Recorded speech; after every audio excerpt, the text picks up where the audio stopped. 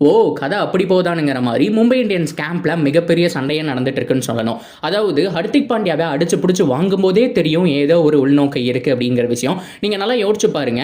So என்னதான் வந்துட்டு team உங்களுக்கு காசு கொடுத்து வர சொன்னாலும் நீங்க ஒரு பிளேயருக்கு கீழே விளையாட மாட்டீங்க. பிகாஸ் ஹர்திக் பாண்டியாவோட ஸ்டேஜ் அந்த மாதிரி ஒரு ஸ்டேஜ். பிகாஸ் ஒரு டீமுக்கு ஒரு கேப்டனா போனாரு, ஒரு சீசன் ஃபர்ஸ்ட் சீசனே கப்பிடிச்சு கொடுத்தாரு, அடுத்த சீசன் ஃபைனல் வரைக்கும் கொண்டு போயிருக்காரு. இந்த மாதிரி ஒரு புகழை விட்டுட்டு வெறும் பணத்துக்காக கீழே வரமாட்டாரு. மும்பை இந்தியன்ஸ் இப்போ உண்மையான விஷயத்தை போட்டு உடச்சிருக்காங்க. அவர் அப்ரோச் பண்ணதே கேப்டன்சி தரோம் எங்க டீமுக்கு வந்துருங்க அப்படின்னு சொல்லி தான் கேட்டிருக்காங்க. இதை கேட்ட ரோஹித் சர்மா ஃபேன்ஸ் பயங்கரமா கடுப்பாயிட்டாங்க அப்படின்னு தான் சொன்னோம்.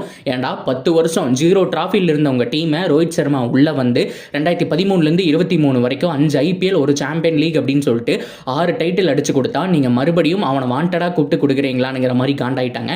ஸோ பும்ராவும் பார்த்தோம் அப்படின்னா இவ்வளோ நாள் நான் டீமில் இருக்கேன், நீங்க அவனை வாண்டடா கூப்பிடுறீங்களா அப்படின்னு சொல்லிட்டு காண்டாயிட்டாங்க. மிகப்பெரிய பிரச்சனையே கேம்ப்ல போயிட்டு இருக்கு.